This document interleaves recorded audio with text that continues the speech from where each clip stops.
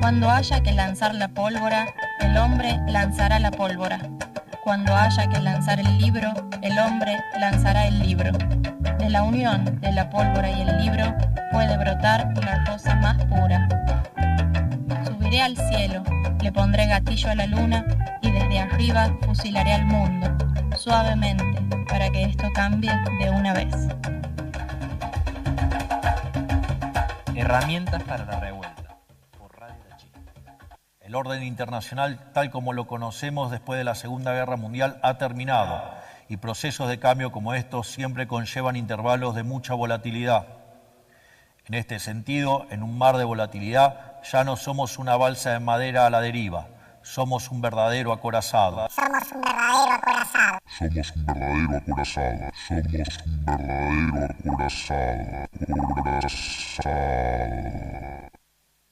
Acorazado.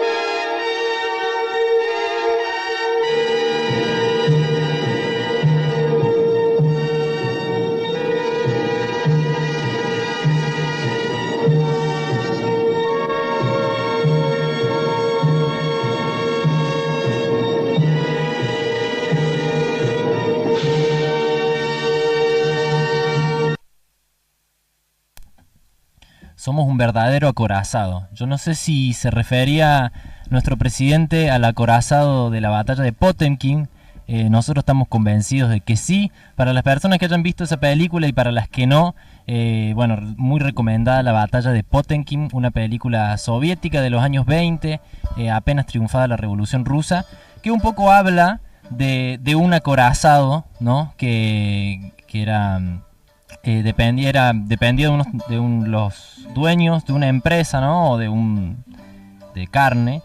Y bueno, los trabajadores los tenían cagando, esa es la cuestión. Los tenían recagando y cada vez que había una huelga los reprimían y en un momento llegan a las costas y se encuentran con la familia y ahí empiezan a protestar por la brutal represión y la opresión que sufrían arriba del barco y se desata una tremenda represión, a lo cual familias enteras fueron asesinadas y luego, a partir de todo de esa explotación y esa represión muy fuerte que sufrieron, se organizan y se suben en pequeñas barcazas y empiezan a invadir los acorazados que estaban mar adentro.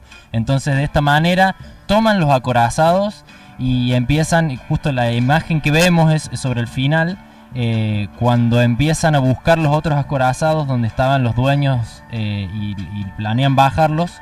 Cuando se dan cuenta de que todos los acorazados habían sido tomados por los trabajadores, se iza la bandera, que acá se ve blanca, pero es una bandera roja y en ese momento se identifican como hermanos y de esa manera salen del fondo del pozo que era el trabajo capitalista que ellos sufrían en ese momento para tomar la producción del acorazado y de esa manera triunfa la clase obrera.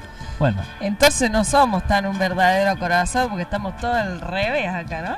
yo creo que tarde o temprano nos transformamos en ese acorazado. Lo que pasa es que cuando Milei habla de un acorazado, él se pone como dueño, digamos, y ese es el acorazado que él tiene ahora. Un acorazado de los dueños, digamos, ¿no? Yo creo que tarde o temprano, por una cuestión de inercia y te diría casi de gravedad, de supervivencia, se va a dar esto de que este acorazado del que habla Milei va a ser tomado nuevamente por los trabajadores y es lo que soñamos y es lo que intentamos construir acá. Un poco era un disparador, ¿no? Estamos hablando de una película que sucedió hace 100 años, pero que las condiciones de explotación que vivían esos trabajadores son muy similares o las diferencias son cuantitativas pero no cualitativas con la situación que está viviendo hoy la clase trabajadora en Argentina y te diría en el mundo. Entonces, bueno, de esa manera y viendo que yo quería poner un poquitito en escena lo que era una protesta, una huelga, ¿no? Y cómo la huelga termina tomando el acorazado y los trabajadores llegan a tener la producción total y por ende alcanzan con sus propias manos lo que es la dignidad humana. Bueno, esas protestas que acabamos de ver una escena, ¿qué tanto se acercan, qué tanto se alejan a las protestas que estamos viendo hoy en día, ¿no? No es el único ejemplo que tenemos para mostrar y si tuviéramos tiempo tenemos para ver documentales enteros sobre lo que han sido y siguen siendo en algunos lugares del mundo las protestas de la clase obrera. Entonces, bueno, no sé, preguntarnos a nosotros, ¿qué tan cerca estamos de que las protestas tengan este nivel de impacto? ¿Qué creen ustedes ahí del otro lado? Ahí la Elo quiere decir algo. No, es que viendo el videíto del acorazado Potemkin, que en realidad no vi la película, así que me queda esa deuda ahora, me acordé de que haciendo la investigación un poco acerca de la historia de las huelgas en Argentina, aparece que la primera huelga de la Argentina, no del movimiento obrero organizado, sino de un grupo de trabajadores, fue de unos astilleros en el puerto en Corrientes, que si mal no recuerdo se habían negado a construir embarcaciones destinadas a las fuerzas de la Triple Alianza para la guerra contra el Paraguay. Sí, esa fue una de las grandes primeras huelgas. Y después, eso fue en 1868 y recién después de 10 años se produjo la primera huelga reconocida de las fuerzas obreras organizadas, que fue de la Unión Tipográfica Bonaerense. Muy loco, ¿no? Que justo fueron unos astilleros también. Mira qué loco. ¿Y vos qué crees, Cande? ¿Qué las protestas hoy en día y la protesta esta del acorazado de Potemkin? Yo creo que es muy loco que Milei se apropie de este discurso, ¿no? Es como que estar cambiando todo el tiempo, no sé, apropiándose de los discursos para los cuales va él en contra, digamos. Entonces es como de qué manera se están cambiando todos los discursos y nos están llegando a nuestros oídos y al oído de la gente que está ahí en su casa y que, bueno, igual capaz que nadie vio esa película, yo nunca la había visto esa película, entonces no sabía lo que era un verdadero acorazado. Entonces es como también re loco como a través de la historia los significados y los significantes van cambiando y se van transformando todo el tiempo, y entonces alguien como Milei de repente puede agarrar y apropiarse de un verdadero acorazado cuando en realidad el verdadero acorazado está ahí en la película y en la lucha de los trabajadores. Entonces es como si borramos la historia, borramos todo. O sea, no vamos a saber de qué lado de la mecha ponernos, digamos. A ver, Laelo. Sí, no, tal cual. Bueno, muchas de las discusiones del último tiempo, después de que asumió Milei el gobierno, fueron sobre la base de este eje de la rebeldía se volvió de derecha y sobre cómo hay una serie de discursos que en su origen han estado relacionados con las huelgas o con la organización popular y de pronto están vinculadas a una especie de resistencia o rebeldía que viene a destruir todo lo que existe como tal. Y sin embargo, a la vez se reivindican discursos de odio y discursos totalitaristas de derecha que son totalmente contradictorios en relación con esa rebeldía. Entonces es como a la vez se pone sobre la mesa esta cuestión de que uno puede tener un discurso y decir absolutamente lo contrario después. Bueno, pero ahí esto se nos va yendo hacia otro lado. O sea, lo que está bueno de tener esto en cuenta es también recuperar en la historia de las huelgas que han sido siempre populares, siempre de las organizaciones de masa o de los obreros no organizados también, como cuál era la fuerza que tenían y hasta dónde llegaban las medidas que tomaban para obtener, o sea, para garantizar, conquistar sus derechos, ¿no? Que cada vez, no sé, es como que nos da la impresión de que cada vez estas huelgas que tenemos, las marchas, las movilizaciones van siendo menos efectivas, y es como que la idea aquí era preguntarnos un poquito ¿por qué? ¿Por qué cada vez son menos efectivas?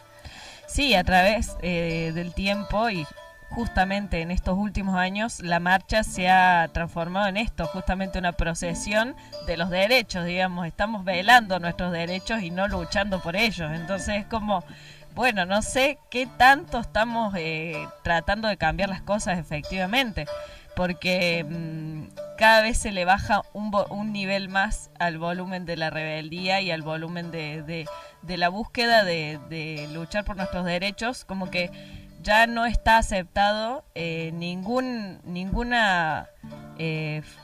opción drástica, digamos. Ya eso a través del discurso y de la historia y del momento en el que nos encontramos ahora en la Argentina, ninguna respuesta que estamos dando ahora son drásticas, digamos, son limítrofes, por así decirlo, no le dan un límite al gobierno y no necesitan escucharnos. Entonces, si no les vamos a poner límites, no van a necesitar escucharnos.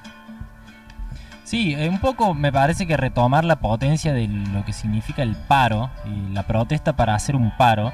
Parece que el paro viene de parar la producción, ¿no? O sea, primero tenemos que partir de la base de que nosotros estamos trabajando para que el dueño que trabaja menos o que en muchos casos ni siquiera trabaja, que está allá en su casa viendo con una camarita cómo trabajan los otros, cómo se lleva nuestra producción, nuestro trabajo, nuestra fuerza, nuestro sudor, ¿no? Y el paro un poco es como, me parece que tiene un potencial eso, de que los trabajadores entran en conciencia de que le estamos produciendo las riquezas al dueño y decidimos parar la producción para hacerle un hueco a la patronal, ¿no? Para hacer una medición de fuerza y decir, a ver, tío, si nosotros dejamos de trabajar, vos te caes de hambre. Bueno, no se va a caer de hambre, ¿no? No se cae de hambre, pero pierde mucho dinero. Entonces me parece que esa potencia que tiene la protesta, que tiene el paro, ¿no? Que tiene la huelga, creo que la estamos perdiendo y creo que nos estamos encontrando. Me gustó esa imagen que pusiste de un velorio, ¿no? Y termina siendo, ojo que también, o sea, para que la gente no malinterprete, no es que nosotros estamos en contra de hacer una marcha, ¿no? Por supuesto que hay que tomar las calles y las calles son nuestras. Pero si ese es nuestro final, si ese es el fin, digamos, encontrarnos y decir, uy, qué hermoso que nos vimos y qué lindo ver tanta gente y tanta gente que no veía hace tiempo y qué importante el abrazo, y por supuesto que es importante todo eso, ¿no? Pero me parece que hay cosas mucho más terribles y que nosotros tenemos una memoria histórica que ha demostrado de que la fuerza de la clase trabajadora estaba para otra cosa. Entonces, un poco siendo conscientes de eso. Y a mí me parece medio faltarle el respeto, te digo, ¿no? Como en estos momentos a lo que es la memoria histórica de nuestro país y lo que ha sido capaz de enfrentarse la clase obrera para superar estas instancias tan crueles que estamos viviendo y que vivimos desde siempre. Me parece que eso, hay que volver a la potencia esa. Yo creo que actualmente también quiero agregar sobre esto de la potencia. Se ha ido perdiendo y devaluando, así como la moneda y el peso, se ha ido devaluando nuestra fuerza como trabajadores acerca de parar, y se ha estado midiendo un poco esto de quién gana, digamos, quién gana, el trabajador o el que te explota. Y últimamente parece que todas las de ganar la tienen los que nos explotan, digamos.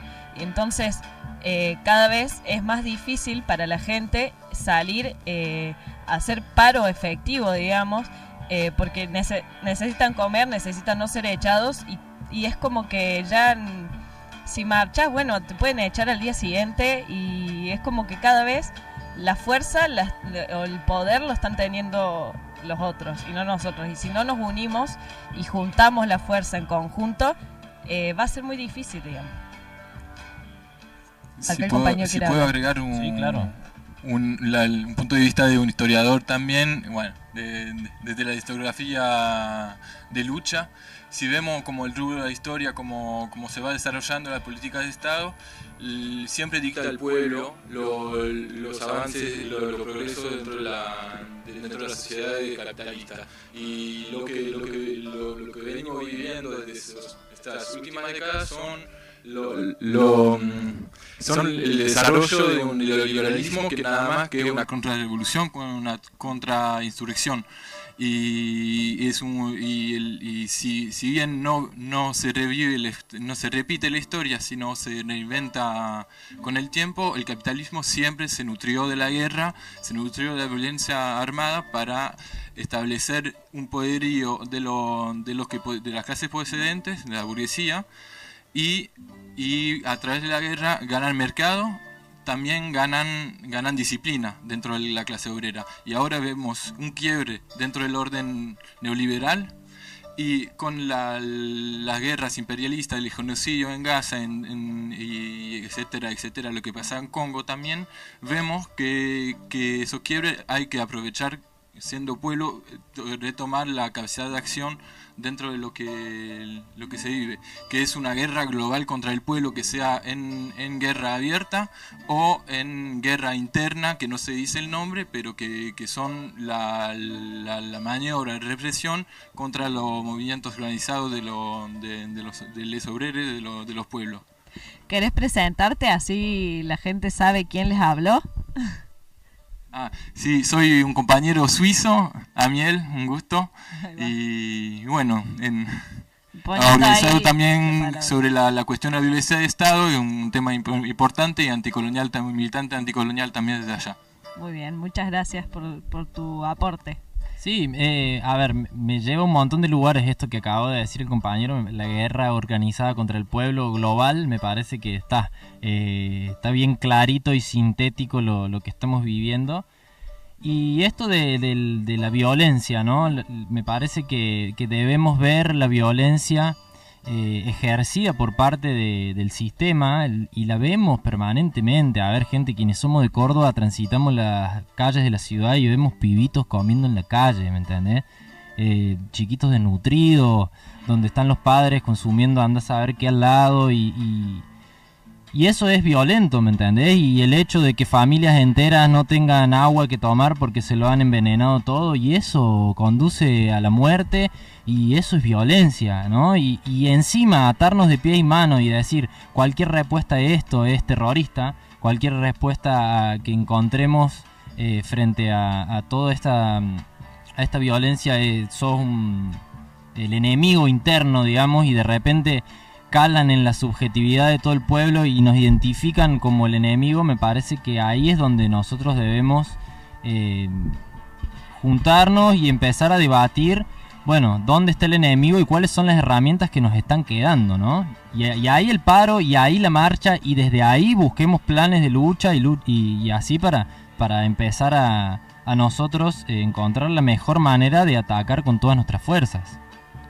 Me parece que, y esto retomando la memoria histórica, yo creo que, bueno, no había forma de hablar de esto sin ver algunas imágenes del Cordobazo y tratar de aunque sea en la imaginación de cada uno, imaginársela en una doble pantalla con lo que suelen ser las manifestaciones hoy, y cuál es la fuerza y cómo mostramos los dientes hoy y cómo se mostraban los dientes antes.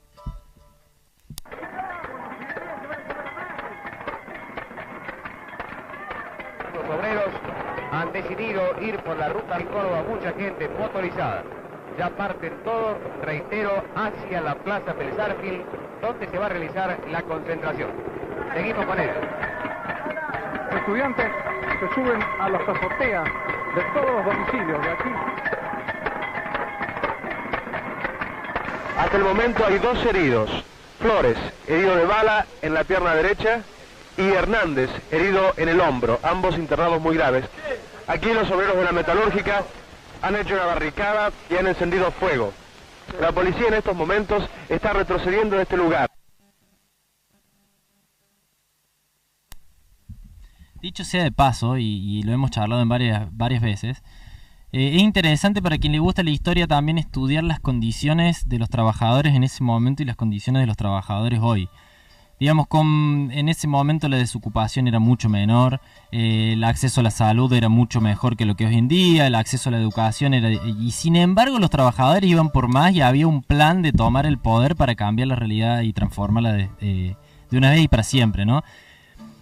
Y bueno, ¿y cómo hacer hoy, digamos, entendemos que son contextos distintos, que quizás tenemos herramientas de lucha distintas, pero sin embargo no caer en el no hacer nada, ¿no? Y en encontrar en un abrazo en la calle, en Colón y General Paz, la revolución, digamos. Entonces, bueno, plantearnos este tipo de cosas, ¿no? Como que nos haga ruido que las marchas sean así. A mí por lo menos me duele ver que el pueblo se organiza para teóricamente mostrar lo mejor que tiene frente a la explotación y es una pasarela de gente. La verdad, no sé, me genera dolor ver la situación así. Retomando un poquito lo que vos hablabas hace un rato sobre el hambre y los niños en la calle, y bueno, que de hecho el otro día yo pasaba por la Ilia y veía un niño de aproximadamente 10 años con su hermanita de aproximadamente 5 años o 4, que el nene estaba ahí en la esquina vendiendo comida para poder sostener, supongo que a su hermana y a él mismo, digamos. Y bueno, y la gente que está viviendo en la calle, y como que cada vez hay condiciones de vida peores para todos. Y bueno, yo quiero recordar un poquito en ese sentido a cómo la historia a veces se repite, y el 2001, digamos, el estallido social que sucedió en todo el país y principalmente en Buenos Aires, que fue una crisis económica, política e institucional muy grande, donde hubo un corralito que dejó a mucha gente en la calle y en la nada, sin todos sus ahorros, una gran pobreza, y la respuesta de la gente eran saqueos, estar ahí en la calle. Y en ese sentido yo quería leer, porque estaba en esto de la investigación y encontré en un diario del 2001, el 19 de diciembre del 2001, el diario Página 12 decía: envían 4.000 cajas de alimentos. Tensión en Rosario. El gobierno había anunciado que los planes trabajar serían suspendidos. Pero claro, los saqueos parecen haber dejado en el olvido aquellos anuncios. El Ministerio de Trabajo, José Dumont, dijo que en 2002, o sea el año siguiente, se seguirán pagando los planes laborales. Y el Ministerio de Desarrollo Social anunció que en las primeras 4.800 cajas de alimentos destinadas a Rosario serían enviadas ayer mismo, o sea el día anterior, digamos, que ya mismos las enviaban. Mientras tanto, la situación en la ciudad seguía siendo tensa. Grupos de 50 personas rodearon varios supermercados reclamando comida. O sea, la situación de ultra tensión en el 2001 en Rosario, y bueno, con todos los saqueos. Y bueno, la gente respondía, digamos, te estás cagando de hambre y vas y respondes, te unís con el otro, con el del lado, y vas y respondes, digamos. No hay forma de que nos caguemos de hambre siendo que hay un montón de gente que se están llevando la mitad de la torta o mucho más de la mitad de la torta. Bueno, eso quería agregar. ¿Alguna cosa? Ahí, pensando un poco en esto que mencionaban, se me vienen a la cabeza algunas movilizaciones que hubo más que nada por la cuestión de las universidades hacia principio de año. Y en esas movilizaciones tengo una muy presente, en la cual terminó el proceso de movilización propiamente dicho, y hubo mucha asamblea, digamos, ahí en el Patio Olmos hubo un espacio así, y cuando yo lo vi dije, ahí está. O sea, esto es justamente, digamos, lo que tenemos que empezar a fomentar, digamos, y a fogonear, para que esos espacios de encuentro que hoy en día efectivamente son difíciles, digamos, que nos veamos la cara es difícil, que se encuentre toda esa gente en la calle no es un hecho menor, digamos. Yo creo que lo importante y lo que nos faltaría un poco hacer hincapié sería que tratemos de sacarle a esos encuentros algunas formas de organización nuevas, digamos, que aprovechemos que estamos todos ahí, que aprovechemos que estamos empoderados en la calle y que podamos explotar nuestra creatividad para poder nada, bajarle un poco los humos, digamos, a todo el poder y poder generar propuestas nuevas de organización social, digamos. Es difícil encontrarse hoy en día por fuera de nuestros horarios laborales, de nuestros horarios de estudios, y sabemos que el encuentro no está siendo justamente lo más llamativo hoy en día. Entonces creo que de las movilizaciones esas, lo que tendríamos que tratar de tomar es de ese encuentro espacios para poder generar propuestas nuevas de organización social, digamos, aprovechar y promover esas asambleas después de las movilizaciones, promover diferentes grupos que nos lleven a investigar, diferentes acciones que justamente traten de generar un cambio más allá de la visibilización propia del momento de la movilización, digamos, y del paro. Aprovecho el micrófono porque llegó un mensajito al WhatsApp de La Chispa que dice de Ángel Gil, que es un compañero enfermero que estuvo viajando con nosotros el año pasado a unas brigadas de salud en Jujuy. El anteaño pasa. ¿Cómo pasa? Se alarga la cosa. Ay, mamita. Bueno, el Ángel dice, las marchas fueron, son y serán casi el único método de presión, expresión de malestar y cuestionamiento a los patrones o al Estado en general. Manda un abrazo grande, dice La Chispa enciende el fuego.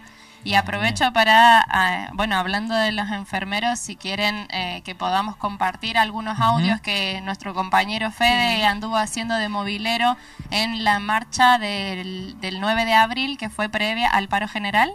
Antes de eso, quería invitar a las personas que nos saludan por el chat de el streaming de YouTube de Radio La Chispa, que nos contesten esta pregunta que tenemos el día de hoy, o sea, acerca de las marchas.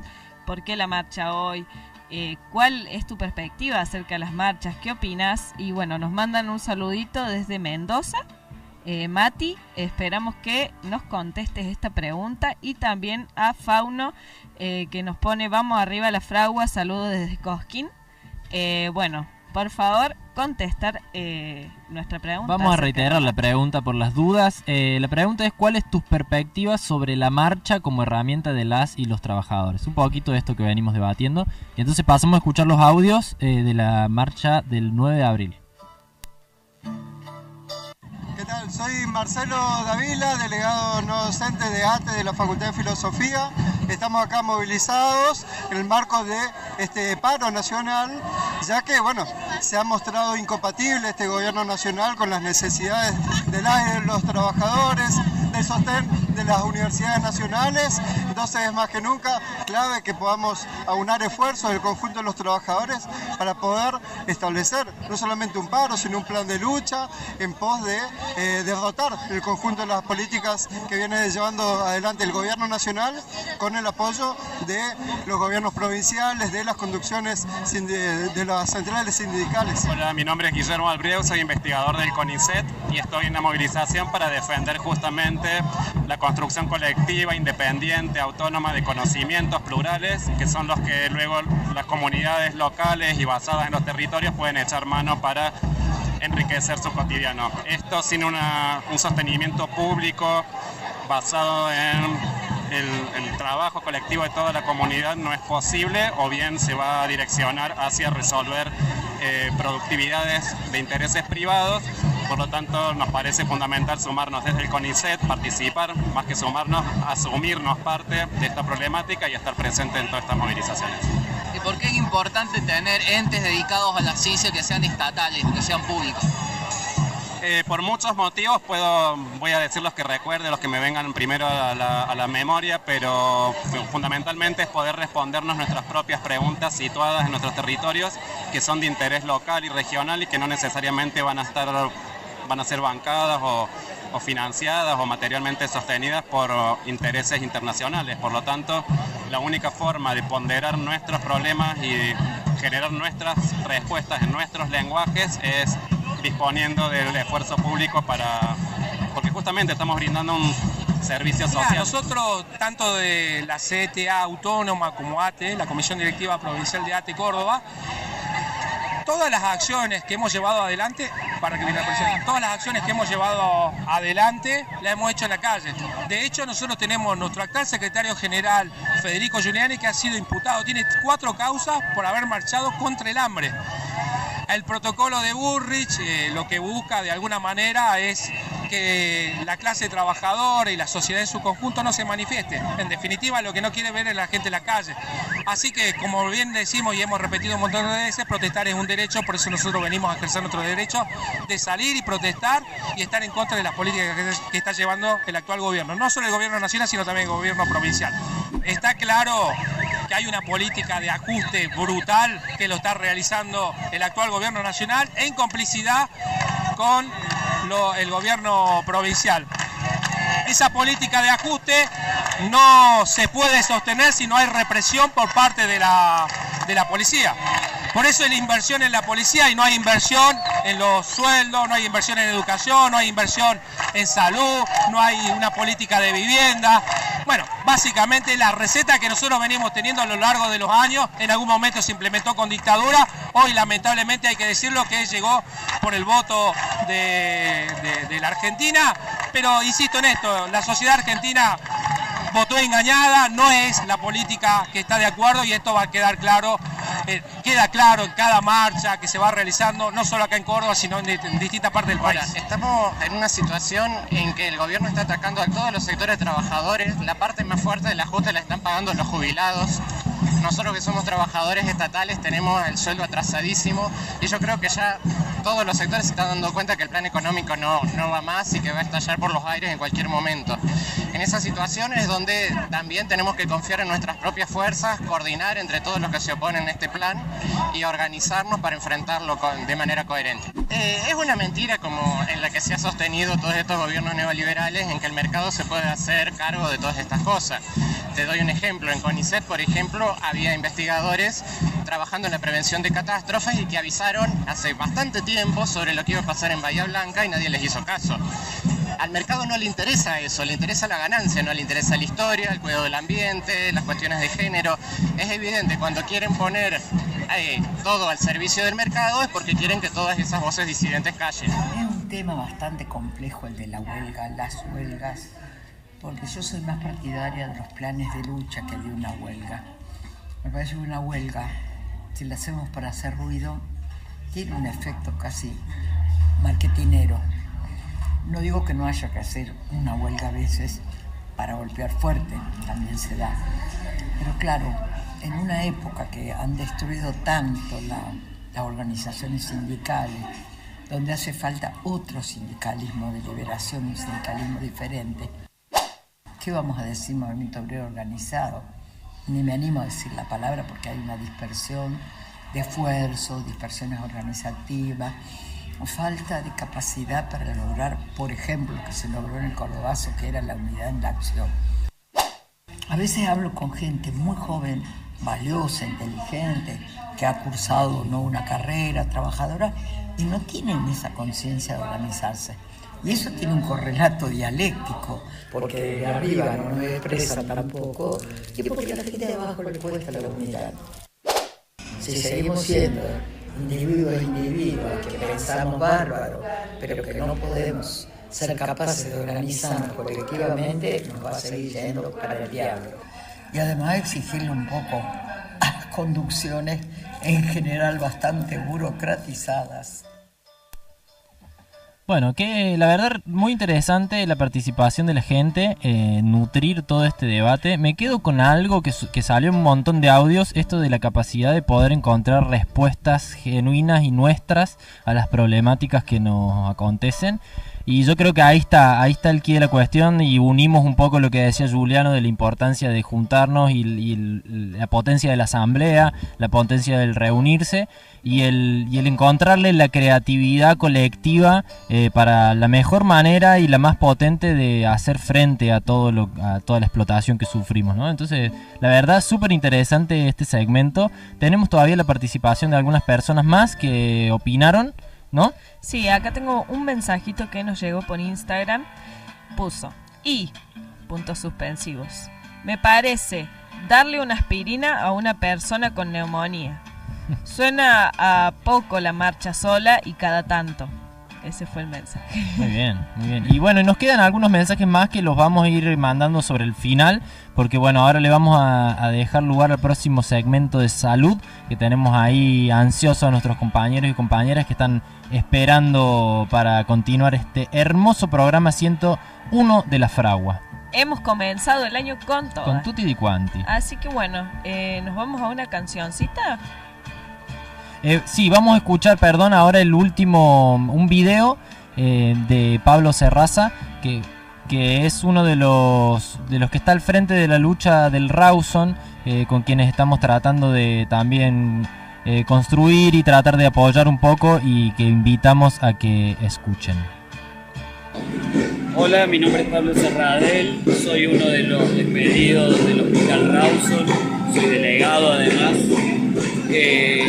A fines de marzo comenzaron a llegar telegramas de despido, en realidad notificaciones por la plataforma Ciudadano Digital, donde informaban que los contratos de los trabajadores de salud finalizaban. Más de 60 despidos en toda la provincia, en el caso del Hospital Rawson son 18. Estos despidos llegan en el peor de los momentos porque la salud pública de Córdoba está sobrecargada, ha aumentado un 30% la atención en los hospitales públicos, y de manera abrupta y violenta el gobernador Zarzora decidió deshacerse de trabajadores que anteriormente eran esenciales y ahora nos tratan como basura. Nosotros decimos que el gobernador Zarzora tiene un proyecto de privatizar la salud pública porque la va vaciando paulatinamente, bajando los salarios y literalmente privatizando servicios. Están privatizando las farmacias, la esterilización, los turnos, etcétera, etcétera, etcétera. Entonces, frente a esto, lo que pedimos es la solidaridad de la ciudadanía de Córdoba, del pueblo cordobés, y la unidad de los trabajadores para enfrentar estas políticas de vaciamiento y privatización de la salud, porque la salud pública la construimos todos y todas, los trabajadores y los usuarios de la salud. El desfinanciamiento afecta particularmente la atención a los vecinos y vecinas de la ciudad y de la provincia, porque la falta de personal, la falta de insumos hace que la calidad de atención disminuya.